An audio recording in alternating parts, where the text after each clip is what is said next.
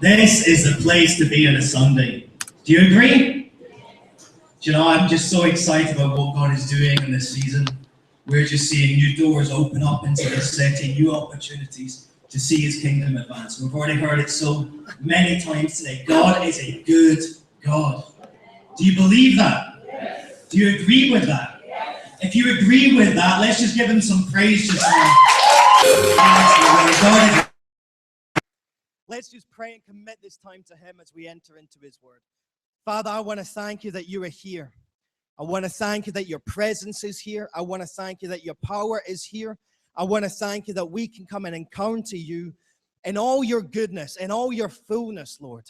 I want to thank You that in this place there is Your love, there is Your forgiveness, there is Your hope, there is Your faith. And I want to thank You, Lord, that as we come under Your word today, all these things impart into our hearts and change our life forever. Father, my prayer today is that You have Your way in our lives. All God's people said, amen. You ready to get into the word? Good. I want to continue today on some things that Pastor David shared. Being part of this church for so many reasons that, you know, we have such a wealth of in this family. And I never take the granted that we receive. We receive for granted. And I love the fact that we are a Bible-believing church. We base our lives, we live our lives, we build our lives on God's word. And I just love the fact that we value it, we hold it with great weight, and that actually in this place we do receive such a wealth of teaching. And I'm just going to share and take forward some of the things that Dave so passionately and spoke on so well last week. And the first thing is the title of today's message. I stole from his message last week. It's not the same title, but it's funny that when you're a preacher, when you preach and you sat listening to somebody else speak, you know, you're not just taking notes for yourself. You're preparing your next message already. You know, you try and give yourself as much of a head start as you can. And Dave said this comment last week. He was talking about the authority that we stand in, the authority which we're under, the opportunity that lies ahead. He was sharing on the authority that would be given and what that actually means. But he said this kind of phrase last week that all are chosen, but some are frozen.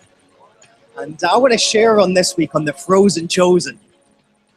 And I'm not talking about if you're feeling a little bit chilly today. I'm talking about, are some of you stuck today? I'm so conscious that in the city campus recently, we've been on a journey, haven't we? We've moved venues, and but not only have we moved our location in terms of the physical location, but I truly believe we're on a spiritual journey as well. We've moved spiritual locations. We have gone to a new level. We're expecting greater things. And our desire to see God move in this city, I truly believe for this campus, is greater than it ever has been before. And we really are on a journey and a moving forward. And we've been kind of preparing ourselves for teaching for the last couple of months on this subject. And I've been speaking a lot on moving forward and as a city campus. But you know, in that, I'm so conscious. And I think it's maybe just being in the Word and God speaking even to myself about different areas and different discussions that have arisen. I'm so conscious that while as a city campus we've moved forward, it's very possible that you may feel like you're a bit frozen in your own journey. You may have come on this journey with us into this new venue and also to this new spiritual location, this new hunger, pursuing history thousands of the city. As a city campus, we believe in 300 to be joined here from Christmas time. Do you believe that? Do you believe that's possible? I believe that's possible. I believe that there's way more than 300 people right near this university needing God. So I'm going to do all that I can to tell others about it. You may have been on that journey with us and moving forward, and yet within your own personal lives, you may feel a bit stuck. But we can use different phrases. We take hold of different sayings to explain some of the situations we face in life. You may feel that you're part of the rat race and start running in the rat race. We all know that if you don't win the rat race, you still a rat. Or maybe you feel like you're stuck in a rut. Or maybe you feel like you just can't turn anywhere. You're at a crossroads and you don't know which direction to go. And we use these kind of analogies to sometimes try and explain the complex situations and moments and seasons that we can find ourselves in. Has anyone ever kind of experienced one of these moments before? Does anyone know what I'm talking about? Give me a little wave if you know what I'm talking about. Some of you have just had a smooth sailing for day once. That's good. Teach us how you do that. You know, there's moments in life when we kind of get a little bit frozen. I just want to look at, first of all, who is chosen. I want to begin today's teaching with looking at the idea of who is actually chosen, because many rightly say this from his right hand. Then I want to share a little bit on a number of key points, key points really, about what is it that can actually cause the chosen to become chosen. I hope that this can apply specifically to your situation. Maybe it's in one particular area of your life. Maybe you feel it's tired to stop. This message is for you to be. There's many examples of the word of some really great people getting stuck.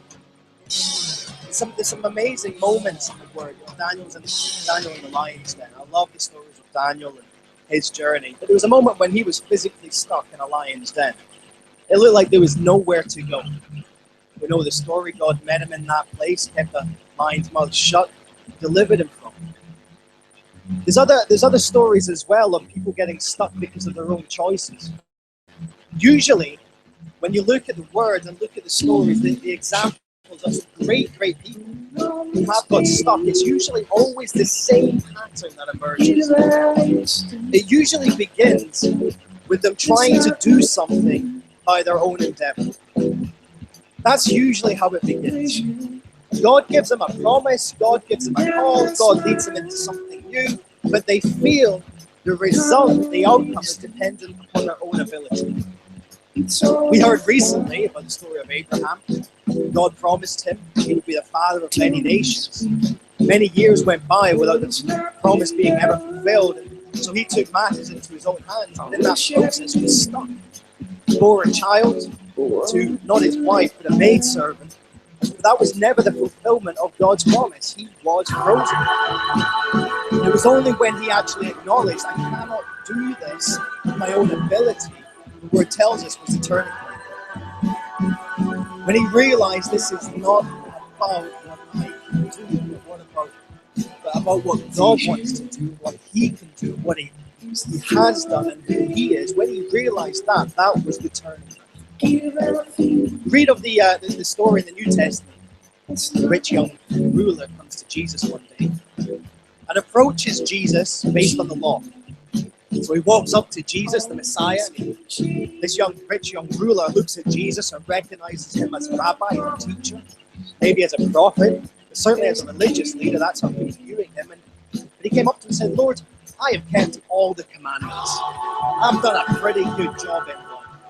You know, I'm kind of the bee's knees, I've made it. So what can I do now? What must I do to inherit the kingdom? Well, Jesus tells him, says, listen, go and sell everything you have. Go and give it away to the poor and follow me. Do you know, in that moment, the rich young ruler actually became frozen in his journey with God. It says he went away sad. He went away sad because he was still trying to do. He left Jesus. He approached Jesus based on the law, based on what he could do.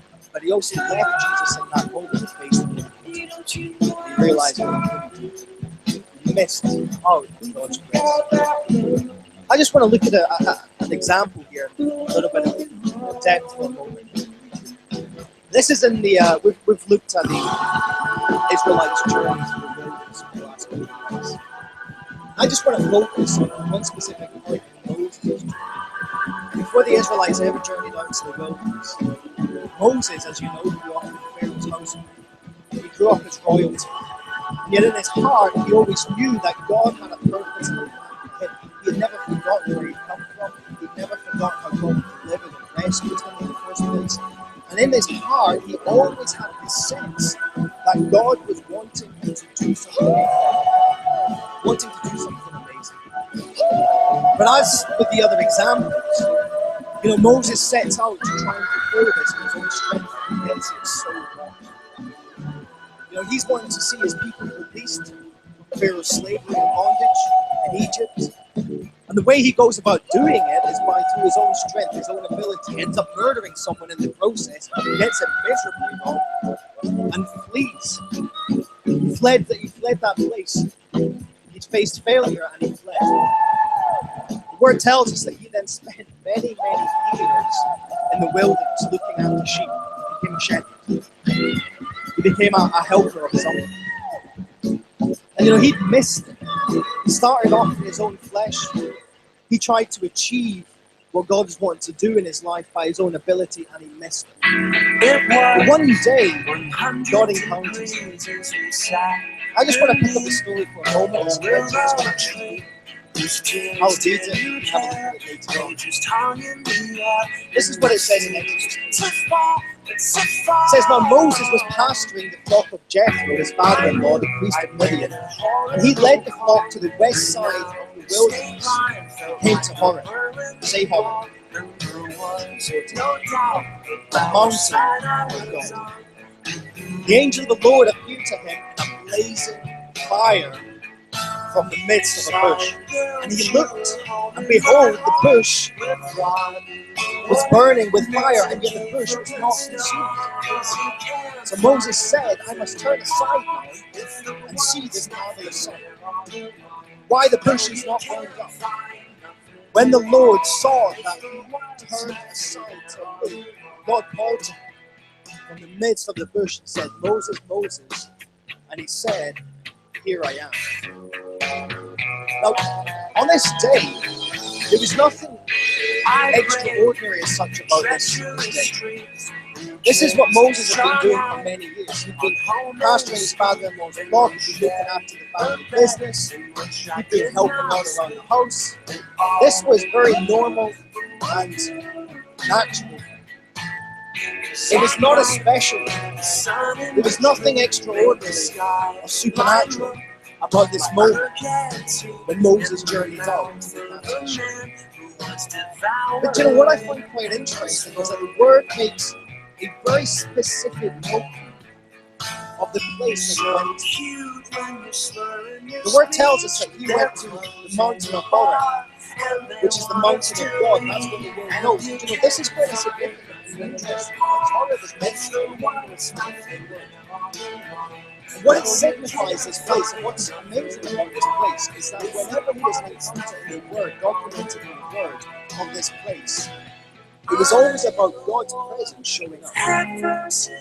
So in this moment, Moses turns up, and there's a bush on fire. Now, I'm quite fascinated by fire. As a kid, that was not healthy.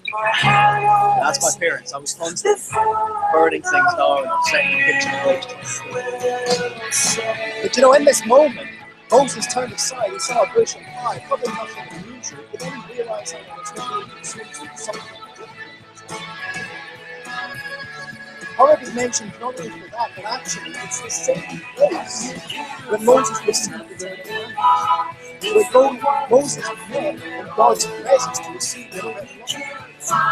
It's the same place where for the first time Moses struck the rock with a staff. And as we heard a few weeks ago, water, it's the same place. It's also the same place where Elijah was feeling down, depressed, and scared. He ran away to spend some time with God, overpressed by himself. But it was actually on this mountain that we hear of the account when he hears God's voice in the gentle breeze. This place is where God's presence sat in that day. What I find quite amazing about that, and the reason why I believe the word draws us to that point, is that in this moment, there may have been nothing extraordinary going on in Moses' life. But all it really took for things to turn and to change was for him, in a moment, to draw close to the presence of God. See, he was doing what he had always done. What he had done for many years. But I truly believe it was significant, the very fact that in this moment, he was drawing close to the presence of God. Church, when you draw close to God's presence, I want to tell you, things change. You change. We change.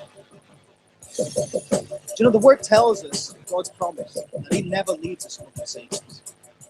I believe that. I truly believe that. But I'm sure that we're all aware there can be a big difference between just being next to someone rather than encountering and experiencing. You could stand at a bus stop, you could be next to 5 or 6 different people, but that does not mean you're drawing close to them. It just means you stood next to them. God never leaves us nor forsakes us. He is with you every single day and every single moment. But when you choose, make the conscious decision to draw near to him, things change. The word tells us he draws near to us in that moment. He draws near to us in that moment. We also know in this story that Moses was going about his daily business. He was just journeying along, looking after the flock, being a shepherd.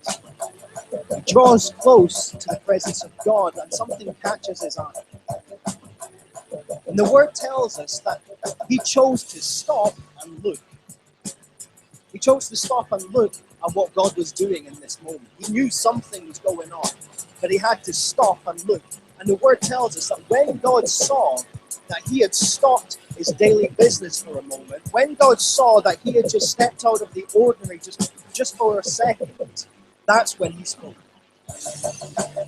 So many of us, we know God is with us. We know he is for us. We know his word. We know his promises. But we run every single day, not even stopping and looking at what he is doing.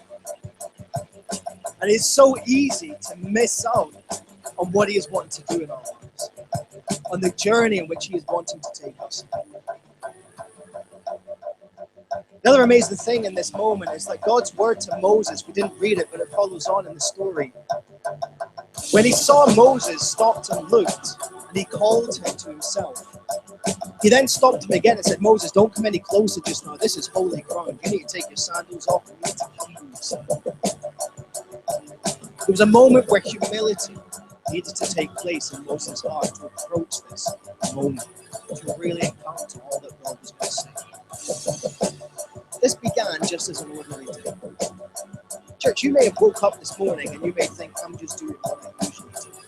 I'm just going to church. I'm just going to meet with some friends. And then we're just going to go out for lunch. But I want to tell you, if you just dare for a second to stop and look at what God is doing and draw close to him, your life will change forever. Your life will never be the same again. It may look ordinary. There might be nothing unusual going on just now, but if you dare to stop and look and draw close to his presence, he will change you forever. In this account with Moses and God, there's a number of things which comes to light. Humility needed to take place. Moses was so aware of his faults and failings. He had been frozen. He had not journeyed forward into God's promises for so many years. He was so aware that he had messed up, missed it. But in the exchange, in the discussion that took place, what became apparent to Moses was, first of all, yes, this is who he was. He didn't feel he had anything to give. God was calling him to lead 1 million people out of slavery, and he felt he couldn't talk. But in this moment, in this exchange, in this encounter, he came to realize the all-sufficiency. It's where we find God giving us his name, the description of himself. When Moses says to God, who am I going to say sends me? God replies, all is in this moment, through this interaction, realize I may be small, that's what prayer is. We encourage the campuses, the church to come together every single day to pray. I can't encourage you to spend time in prayer. So prayer is not just objective, it doesn't just change the world in which we live in, which it does. It is powerful. Things do change and transform as a result of our prayer, especially when we pray together in agreement and unity. But prayer is also subjective. We are changed. So when you have a discussion with God, it doesn't matter how you begin it. You can go to him with all your anger, with all your frustration. You can go to him with all your sense of failure. You can go to him with all your embarrassment. You can go to him with whatever it is, wherever you find yourself to be. But when you sit down with God in his presence, you leave realizing just how great and mighty and big he is. That is what prayer does. It changes us. Takes us from being focused on ourselves to realize the question I want to ask you, who is chosen? The question I want to ask you is, who is chosen? Is it the elite few? Is it those who stand on this space? Is it the people that you see on the streets preaching the gospel? Is it those who have a bit of extra boldness or a bit of extra daring? Is it those with that super special anointing? Who is chosen? I want to draw your attention to Romans 8 for a second. I love reading Romans 8 from the platform. You can tell who the Destiny College students are because they start to mouth it off at the same time. Romans 8 verse 28 to 30 says this. Listen to these words. And we know that God causes all things. Say all things. That is an encouragement right there. And we know God causes all things to work together for good to those who love God, to those who are called according to his purpose. For those whom he foreknew, he also predestined to become conformed to the image of his Son. That is another great encouragement for you. It doesn't matter the way you view yourself today. When you are in Christ, you are destined to become like him. Listen to what it says. And these whom he predestined, he also called. And these whom he called, he also justified. And these whom he justified, he also glorified. Do you know, some believe, maybe you sat here today with this sense in your heart. Some believe that when it comes to God, they know that Jesus has saved them. They accept Jesus as Lord, but they believe God is only going to take them and has only taken them so far in that journey. It's almost like they come to a moment where they just stop dead in their tracks. And you feel that you can't move forward any longer because you're not deserving of it. Maybe you don't feel worthy. Maybe you feel like, no, like Moses did. I've messed up too many times. I got it wrong. I'm blown it. When we look at this scripture here, I really do find it amazing. See, there's no pause between the points of the journey which God is calling you into.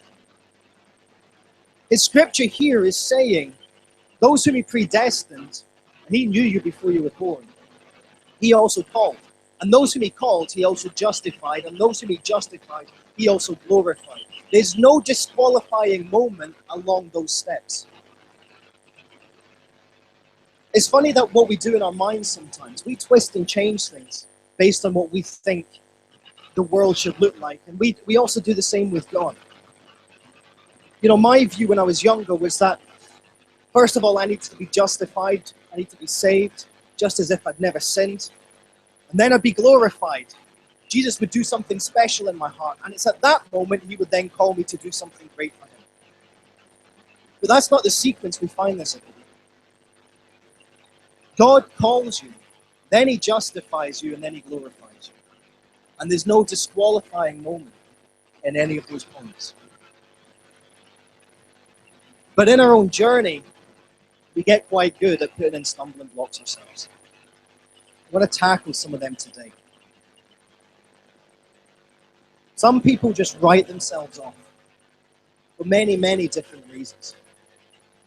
You know, in Paul's day, when he was writing this, segregation was rife.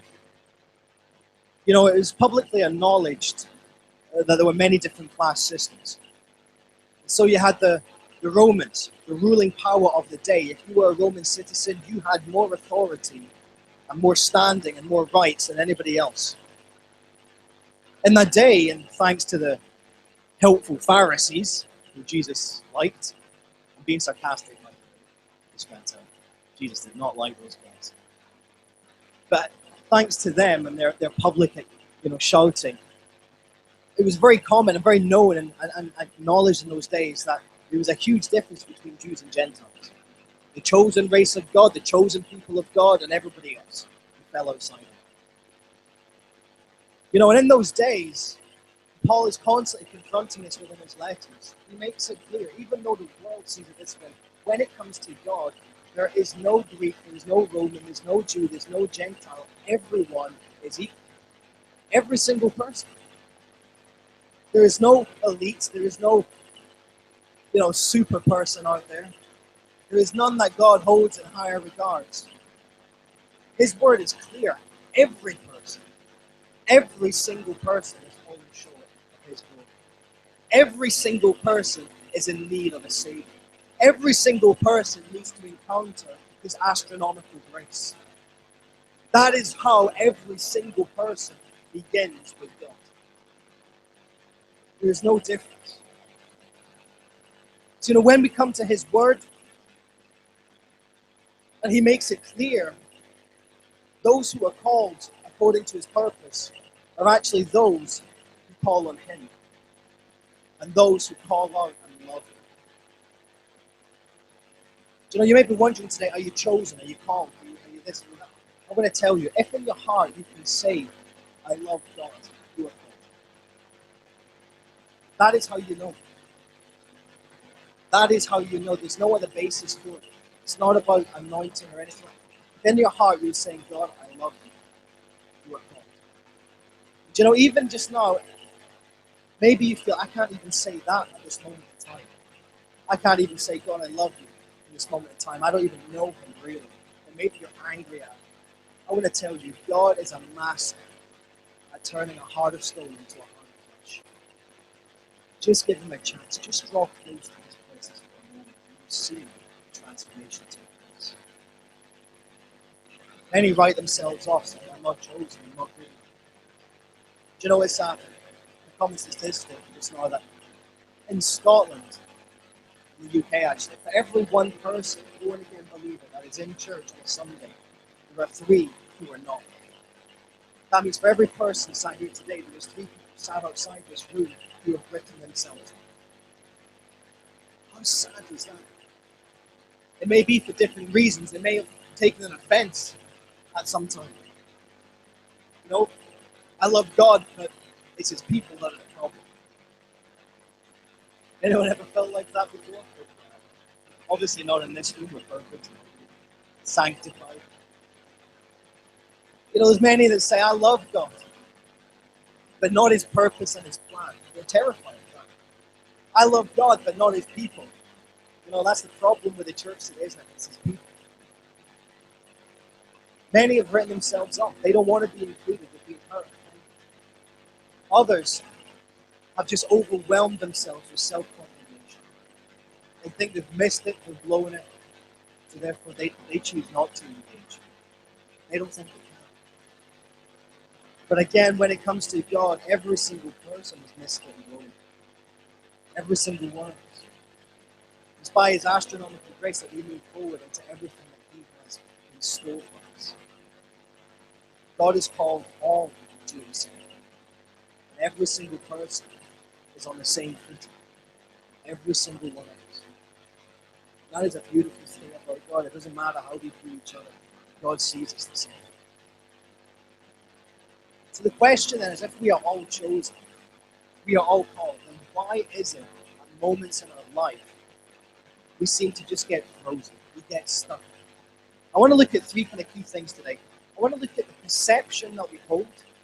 I want to look at the resource that we have, and I want to look at heart issues as well. These 3 things, I can, confidently say I could preach for hours on. I'm conscious that we only have 3 hours, Dave. Is that how long we've got today? Dave's given me permission to preach longer than normal today. An entire sermon could be preached on these. Series could be preached on these. But we're going to go through some of these, these points and look at some things. And hopefully this will help us move forward today. Maybe you're feeling like you've experienced some of these things. Maybe you are experiencing some of these things. But also maybe you know others. Maybe they're one of the 3 who have not yet attended. They've written themselves off. Maybe you know someone who's facing this. Hopefully this will help us move forward. Come on, stop. first point I want to look at is our perception. Our perception is to do with things like fear, uncertainty, or even a lack of conviction. I got a question for you. How big is your God? How big is your God? Do you know, my God is growing every single day. Really? See, God is infinite. He is almighty, all-powerful. But in my mind, as I experience Him, as I get to know Him better, as I see His power at work, as He imparts faith into my heart, my perception of Him is growing. And I thank Him for that. His Word tells us that He moves us from faith to faith. And that is the journey that we should be on. How big is your God? What is the basis you approach Him with? Your perception of God is going to affect the way you approach Him. The way you perceive Him in your mind, in your heart. Maybe it's been influenced by teachings you received in church as a child. Maybe like me, you have this image of Him that He's this old guy. I don't have this image any longer, it wasn't when I was a child, but I had this picture of, he's an old guy, big long beard, and he had a big stick, and just ready to whack me every time I got it wrong. I was terrified of Him as a child. How do you perceive Him? Do you know, fear, uncertainty, these things can stop you dead in your tracks. They can stop you from moving forward. And there are far too many that don't even want to draw close to His presence because of fear. Maybe you're afraid of what He's going to call you to do. When I was 17, God has kind of taken hold of my life. I just finished Destin College. I had this intense sense that God was really calling me into ministry. That's really, I could not shake it. I tried. I really tried. But I couldn't. And I remember just one day really battling it out with Him. They don't ever battle it out with God. You don't win, do you? It's good you don't win. I was really battling out with God one day in my bedroom, and nobody else was around. And I was starting to get angry at God, because I was like, God, look, I'm giving you my life. I've given you this past 9 months, but I'm making a very clear stance that you can have my entire life. But God, you better not send me into the jungles of Africa. You better not send me into the poorest parts of China. I don't want to go. I had this kind of feeling, this sense that, full-time ministry of pursuing, when you said this to God, God, I'm just willing and I'm ready, take me, use me however you want, that He just sends you to the place you don't want to go. I just had that thought, that moment. But actually, the desires in your heart, the deep down desires, the passions, the things which really ignite something in you, those things there, God placed. And He placed them so that when you are running after His purpose, which are in line with them, you'll be excited. He placed them there so that life will be an adventure and not a burden. I find that just truly remarkable. When you give your life over to God, He leads you on this incredible adventure. You may be afraid today of really giving your life over to God. That might be why you're frozen. You might be thinking, I don't want to give my life to God because He's going to tell me to do something I don't want to do. I want to share with you today His perfect love casts out fear. When you get to know Him, when your perception of Him comes into alignment with His Word, the way He describes Himself, all you'll ever encounter is His love. He will set you on the most incredible journey. Uncertainty about what lies ahead can really cause you to hesitate. You ever had to make a decision before, but you've been a bit unsure? So you do what students do best, and that's procrastinate. Any students in the room? Away. Any students like procrastinating, putting things off a little while, studying for exams? I was terrible at that. During my uni years, I don't think I ever began an assignment until the last week of June. Didn't matter how big it was. Even with my dissertation, I left it at the last minute. But uncertainty about what lies ahead can cause us really to panic. It can cause us to hesitate. We refuse to step out until our own ability catches up, until our own understanding catches up. I find this quite interesting. when you're pursuing the things of God, when you're pursuing His call, when you're going on this adventure with Him, every single step of the way, He's going to lead you into a place which brings you into a deeper relationship with Him. That is His plan, right? And it's not a secret. He actually makes it known in His Word. When you pursue God and His plan for your life, He wants to lead you into a deeper relationship with Him, into a more reliant relationship with Him, where you just fully lean and trust in Him. But that means every single step of the way with Him, your ability will never be there yet. And it was like Peter when he was in the boat. You know that story? Peter thinks he sees a ghost across the waters. It's actually Jesus walking on the water amidst a storm.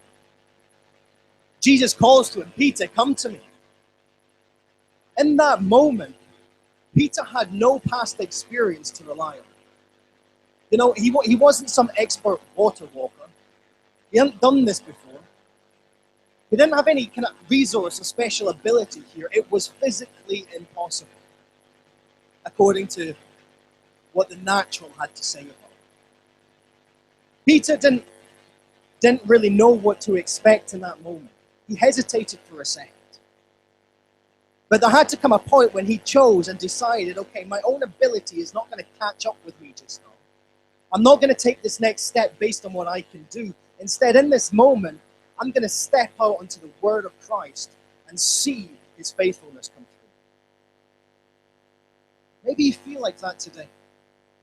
God is calling you. You know what the next step is, but you're frozen to the spot. You're hesitant because you think my ability is not there. My wisdom, my understanding, it's not there yet. But you know, the truth is, with God, your ability will never catch up to where He's leading you. Because in that moment, He becomes all sufficient. You know, in that moment, Peter took a step out. He decided to step out on the word of Christ. He didn't, yell to Jesus. Jesus didn't say to Peter, come out of the boat. And Peter said, yeah, hang on a second. I'm just going to, inflate my dinghy here. He didn't just say, hang on, I'm just going to grab the life jacket. He didn't say, hang on, I'm just going to get my armbands. Peter just decided, okay, Christ has spoken, I'm stepping. For some of you here today, God is speaking to you about the next step. You already know what it is in your heart. But you're uncertain and you're faltering and you're hesitating. You're waiting for something to change. Listen, it's not going to. It's not going to until you step out and see that Christ's word and that God is all sufficient. I want to tell you, there's nothing more exciting than stepping out than Christ's word. It is a solid rock. Peter found it. Peter found it. When it comes to perception,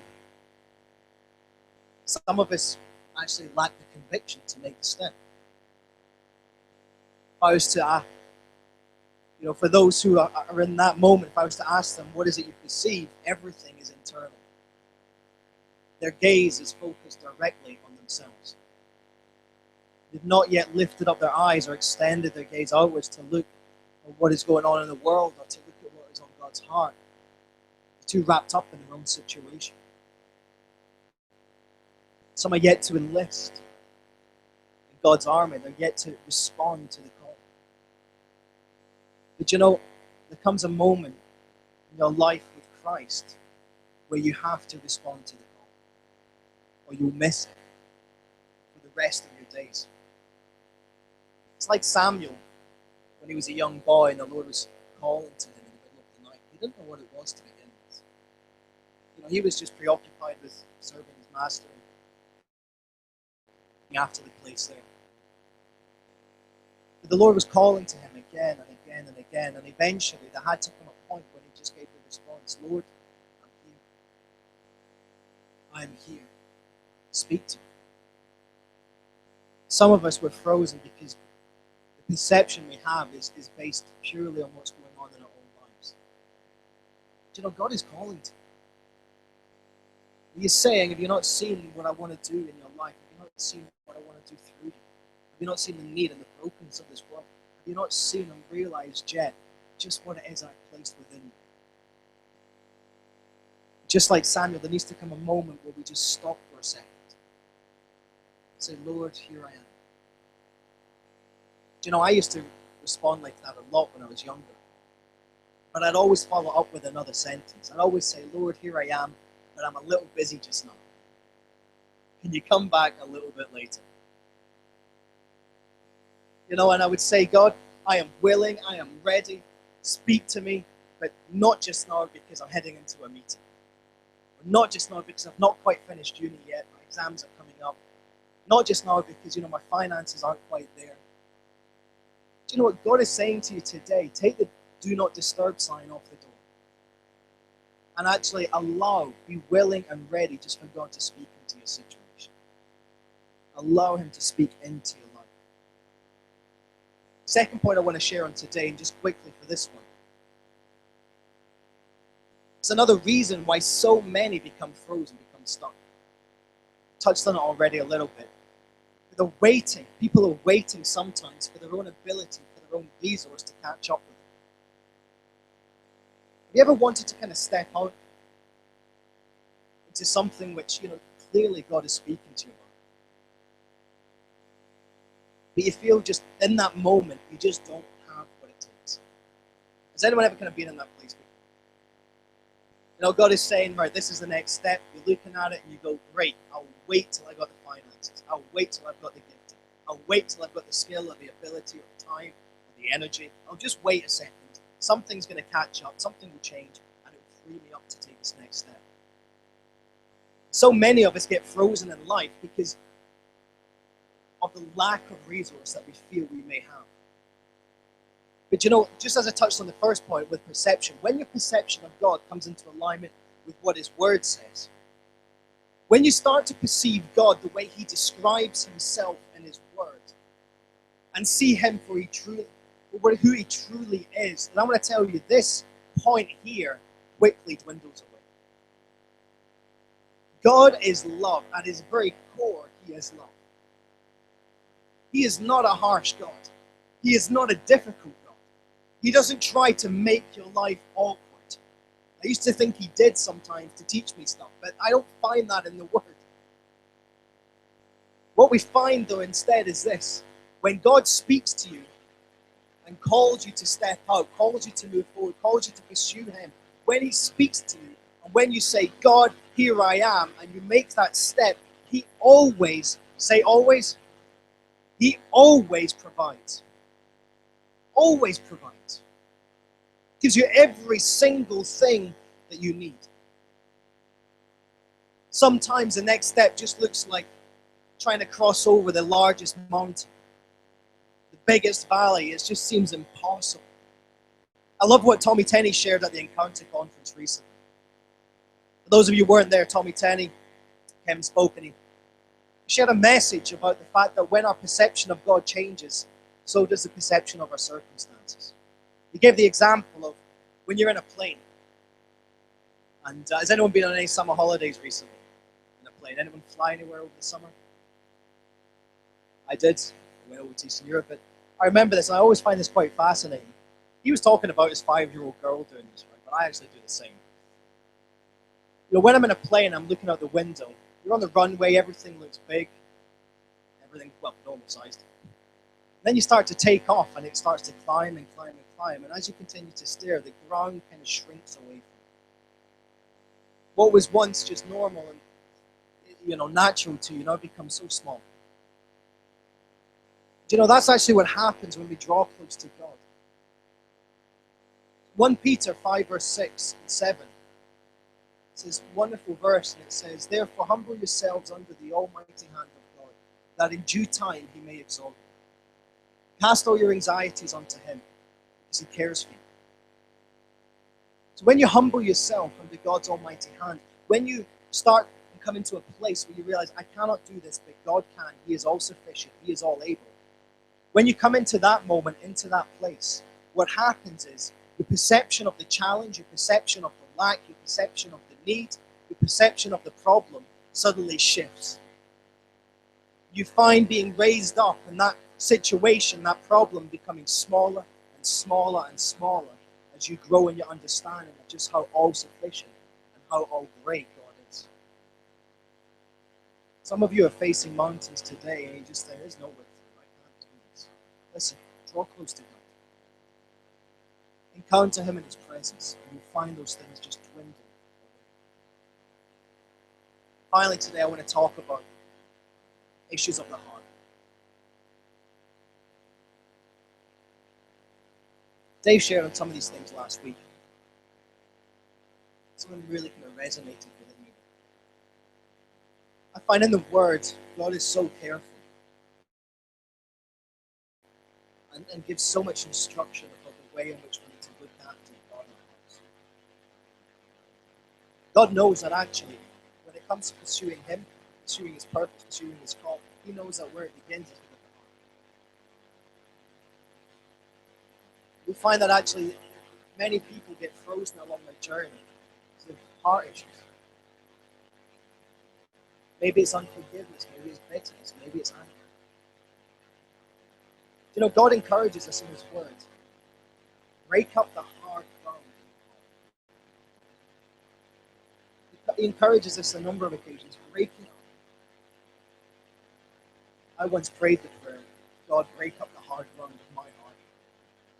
That's not what the Word says, by the way. God tells you to do it. Allah, but I once said, God, humble me, break up the hard ground of my heart. He did. He did a really good job of it. But He knows that actually, when the heart is hard, the only thing that can take root are the weeds of jealousy, bitterness, anger, resentment. That's the only thing that can grow in a hard ground.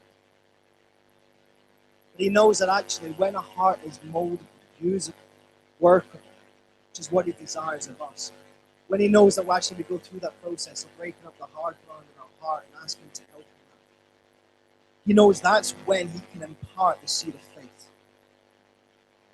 He knows that's actually when the fruit of the Holy Spirit, love, joy, peace, patience, kindness, goodness, gentleness, faithfulness, and self-control, He knows that is when these things can take effect and begin to grow. When the heart is soft and ready and usable. Like I said, God is a master at taking the hardest of hearts, a heart of stone, turning it to a heart of flesh and peaceful. They shared last week on the authority that we've been given. And one of the points which really struck me is one of the greatest authorities we've been given is the authority to forgive. Have you ever kind of thought about forgiveness in this life? Forgiveness is a personal thing, isn't it? So when is it that you need to forgive someone? You forgive someone when somebody is personally offended. They hurt you. If somebody hurts somebody you don't know, you don't really necessarily have to forgive them. Nothing takes root, nothing takes hold. Forgiveness, you only really come to a place of forgiveness, of forgiving someone when it's been personal to you. I always found that interesting. Why is it? I also think this is the point why so many find it difficult to begin with to come into a relationship with God. But why is it when we first approach God, we begin by asking for forgiveness? See, we live day to day. We know we get things wrong. Okay, nobody in here. Everyone here is perfect. That's all right. I get things wrong. I don't mind admitting that. Or I've got things wrong.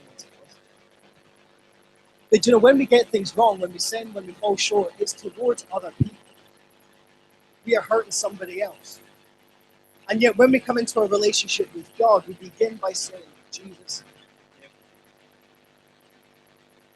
forgive me. That shows me just how personal and intimate and involved God is, not only in our lives, but in the world. In fact, that when we offend, when we hurt, when we cause damage or pain to somebody else, it is doing the same to God. That's how He feels. That's why we need to request, ask for forgiveness when we come to Him first. Forgiveness is an interesting thing. The actual Greek word for forgiveness is aphemi. And the actual word, the literal word, means to release. That's what it means, to release. See, I'm a guy, in case you can't tell, and I find engaging with emotions quite difficult at the best of times. Dave is smiling because he knows this. He's Mr. Emotional. David's taught me a lot about how to engage with feelings and emotions. Do any of the guys struggle with this sometimes? No. Okay. Fantastic. How do I feel? Oh, I feel. I feel alone. I feel. But I find it. I find it quite difficult to engage with emotion. Forgiveness is one of these kind of funny things. When we use the word forgiveness, but what? How does that feel? What does that actually mean? What's the process of it? See, forgiveness is not forgetting. It's not ignoring. It's not sweeping an issue under the rug. Rather, it is releasing. That is what takes place. In your heart and in your mind and your soul, you are saying, I release this person from what they have done. Release them from the consequence. Release them from the result. And the beautiful thing in that process is that you release yourself. There's a scripture that used to baffle me before I realized this. In Matthew 6:15, Jesus has just taught his disciples how to pray, the Lord's Prayer. And he finishes it off by saying, look, we've just engaged with God. This is how you engage with God.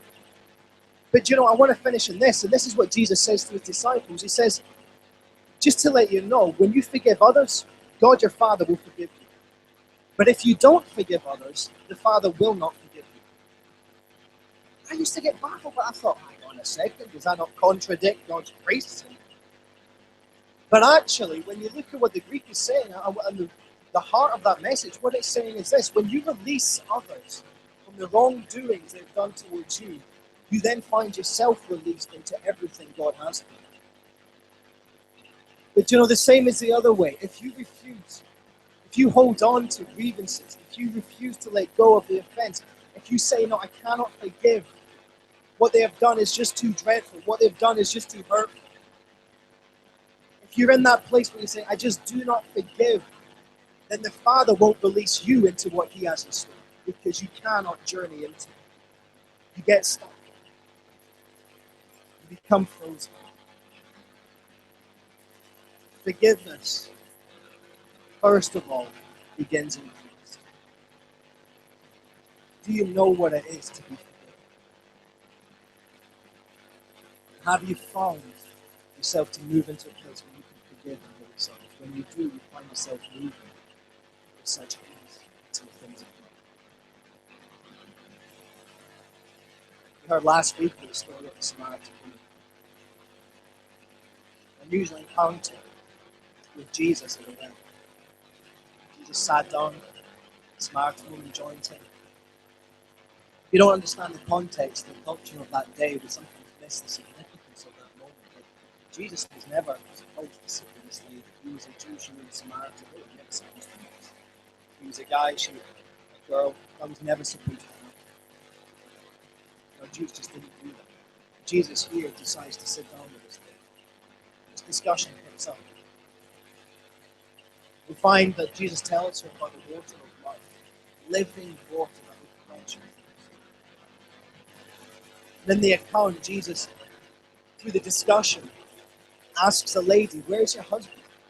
She says, I don't have a husband. And he says, you're right, you don't. You previously had 5 husbands, and the man you're with today is not your husband. You can read that in a number of ways, and I actually think the way in which you read those words reflects a little bit about maybe how you feel God responds to you sometimes. I would encourage you today. I don't think Jesus was quizzing to point out her faults and failings. I think in that moment, Jesus was genuinely saying, listen, I know that you haven't found what you're looking for. You are looking for living water. You're trying to find the satisfaction of life, and you haven't found it. You're trying to find it in relationship. I also think he was saying, listen, you've been with 5 men, husbands before, and the person you're with just now isn't it. I think he was saying to her, I know you're hurt. I know your brokenness. I know your past experiences. I know the offenses which have taken place. I know the baggage that you're wanting or feel like you're carrying just now. But a remarkable transaction takes place in this moment of discussion. She comes into a place of real forgiveness. She encounters the living water. The first thing she does is she runs off and tells others a testimony. What I find amazing about this story is what the lady didn't say. And again, this is why so many get frozen. You know, if I was in that situation, imagine me, a Samaritan woman, wearing a dress. Just for a second, don't imagine it too much. But you know, if Jesus came and sat down beside me and was talking to me, I'd feel a bit uncomfortable, thinking this guy shouldn't be talking to me. You know, this isn't normal. But you know, if Jesus kind of pointed out, asked me where's my husband, I'd say, oh, he's down the shops. I wouldn't be truthful. And when he said, yeah, I know he's not around, and you've been with 5 others before him, I would have denied it. That's the first thing that would have come out of my mouth. I would have said, no, Jesus, you got it all wrong. That's not true. And then once I realized that he actually knows what's going on here, I would have then tried to justify it. I would have said, Jesus, but you don't know the brokenness of it. You don't know the way these guys treated me. You don't know the hurt I felt. You don't know what happened to you as a child. You don't know. You don't know. You don't understand. See, in this story, the woman never did that. She never denied what Christ knew. She never tried to justify her actions or her past. She simply came to a moment that she accepted it and asked for forgiveness. But in that, she was then released. That's when the release came. The beautiful thing in that story is that she left that place. She entered into that place with all this baggage, but she left that place so free that her past did not become a testimony. That is what Christ does with us. When we draw close to his presence, he truly does draw close to us. In that moment, everything changes and transforms. Church, there is a city within reach. There is a city within reach. Your friends and family are in reach. For some of you don't realize this, but they are far closer than you come into a living relationship. All it takes sometimes is for you to say, Lord, I am here, I am willing. Use me. Open yourself up to what he wants to do in your life and meditate. Believe me when I say this, you'll be amazed. Amen. Amen. Let's just thank God just now. Let's just pray. I'm just going to invite the musicians.